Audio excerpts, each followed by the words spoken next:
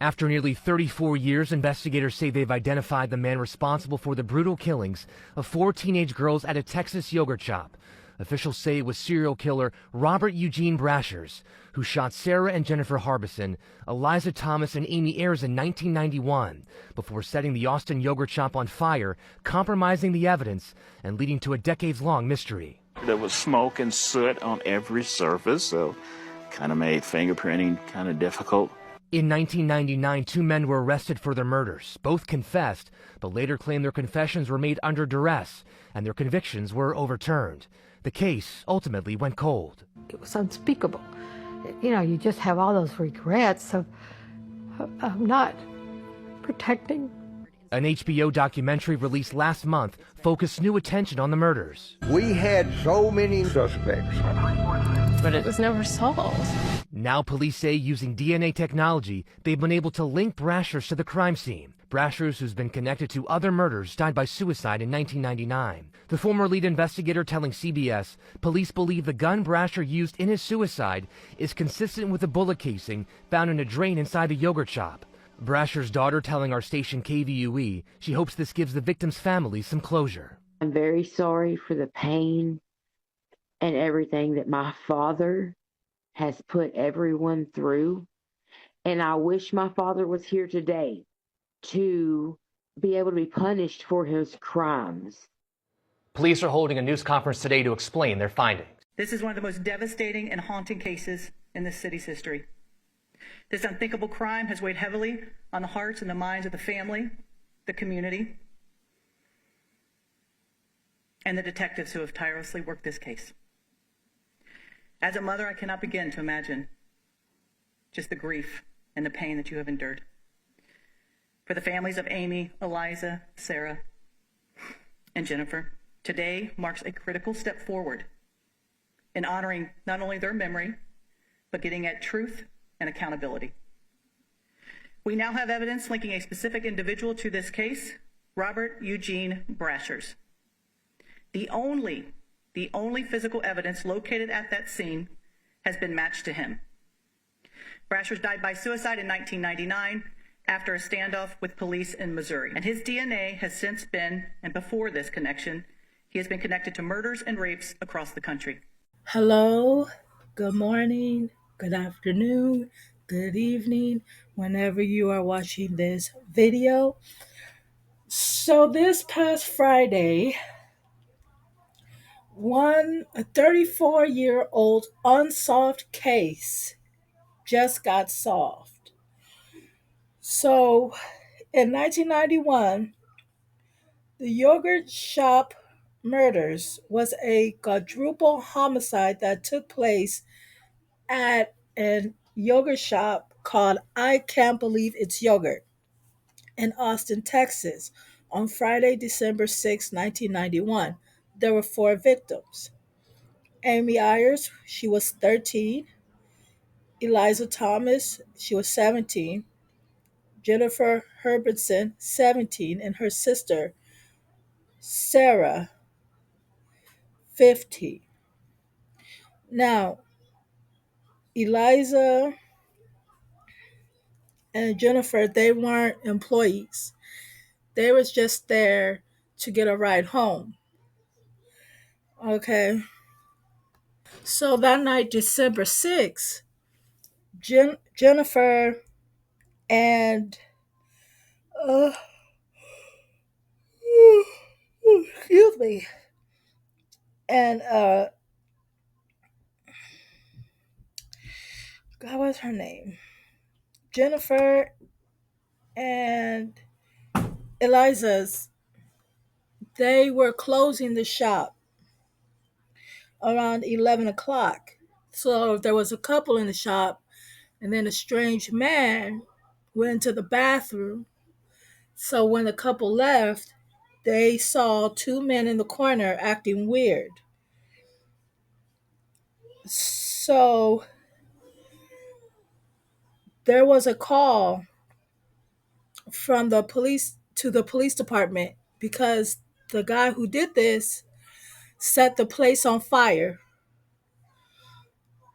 And they found the girls in the storage room. All four of them in the storage room, tied up, bound, and gagged and naked. And all four of them were pewed in the head, and one was raped. So throughout the years, they accused four teenagers. But what I find interesting is that Mr. Scott, when I was doing my research, they said that a detective put a gun to his head and made him confess. I thought that was really, really messed up. And I'm glad Mr. Scott got out of jail in 2009 when he was exonerated because of false confessions, because they really wanted to get somebody for these murders. So later on, around 2002, they started to do DNA testing. So September 26, 2005, it was announced that Robert Brashers, a serial killer who was identified through investigative genetic genealogy in 2018, he had been linked to the yogurt shop murders by DNA, but Robert committed suicide in a standoff with police in 1999. So he will never be able to stand trial or serve time for these unalivings that he had committed to these girls. Okay, so check out these news footage and what people have to say. But hell, what do I know? I'm just a talking head. Have a great day, YouTube.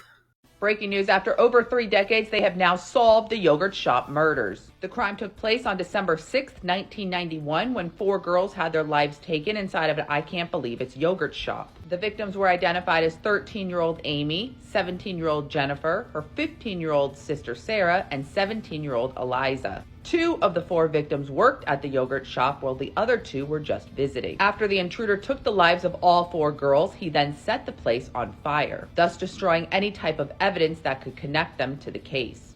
However, in 1999, 4 men were arrested and charged for the crime. 2 of those cases ended up being thrown out, and 2 of them never went to trial. In 2020, using new technology, they were able to test a piece of DNA that was found on one of the victims. With those results, authorities were able to name who they believe committed the crime. They said Robert Eugene Brashers is the one responsible for taking the life of all 4 girls, and he was a known SK. Brashers' DNA was linked to a multitude of crimes starting in 1990 in South Carolina. Then in 1997, he committed a crime in Memphis. Following that, in 1998, he took the life of a mother and daughter. Shortly after his last crime, on January 13, 1999, authorities noticed a vehicle that had a stolen tag in the parking lot of a hotel. They were able to track that vehicle to the motel room and found that Brasher and his wife were there with their children. When they entered the room, he was hiding under the bed with a weapon. After a 4-hour standoff, he then released his wife and children and then attempted to take his own life. He then passed away on January 19, 1999 in the hospital. To stay up to date on this case, make sure you click the playlist below. I'll keep you guys updated. What do you think? Drop in the comments. So, DNA was used to solve the yogurt shop murders from 1991 in Austin, Texas.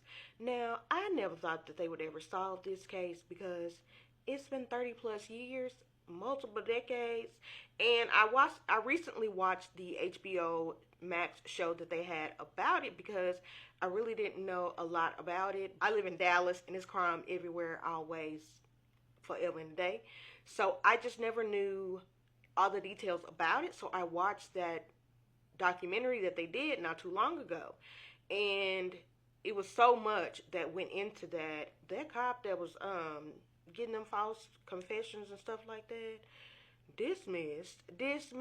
Robert Eugene Brashers is actually the person that did this horrendous crime to those 4 young ladies who didn't even get to really have a chance to get into the good part of life because he took them when it was really getting started. And that DNA actually linked him to 3 additional rapes and murders that he had done in other states, because he had done a lot of different state traveling, and that's really how he got away with stuff for a very long time. There was one out of Missouri, South Carolina, and in Tennessee. He took the life of 2 people, a mom and a daughter. So he definitely needed to go down for his crimes. Thankfully, he did do it to himself back in 1999. He was hiding in a motel with his wife, his daughter, and his 2 stepdaughters, and then he kicked them out of the room, and then he took his own life after a standoff with the police. Does it give the family as much closure as they probably would like? Probably not, because they don't know all of the details as to why he would do something like this. But if you've got other crimes under your belt that DNA determined you were the person that did it, it's just in you. It's really just in you that you are a terrible person, and the questions that they would, have still really probably would never get answered. So it is a good thing that it is finally closed, especially with the other ones that are closed as well. It's like a relief for all of those people that have been wanting to know who took their family members out of here, and they finally get confirmation, and he already got them. So, not a bad win. Not a bad win, personally, to me. Y'all, the yogurt shop murders has been solved. Investigators just came out today, just a couple hours ago, saying that they have figured out who murdered those 4 girls in Austin in 1991. If you haven't watched this documentary, watch it. It's really good, but this has been a cold case until today. So who did it, right? Who did it? Well, this is the guy. They're saying they figured out who did it. This guy, Robert Brashers, who is deceased, he took his own life in 1999.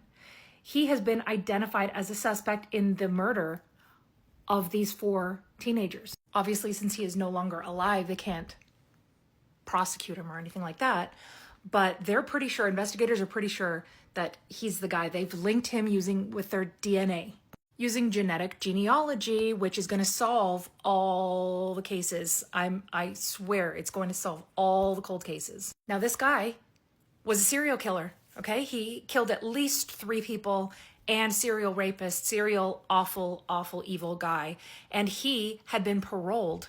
So besides the yogurt shop murders, here's what he was also convicted of prior to that. So in 1985, don't mind me, I'm just looking on Wikipedia. 1985, he was arrested on charges of assaulting a 24-year-old woman.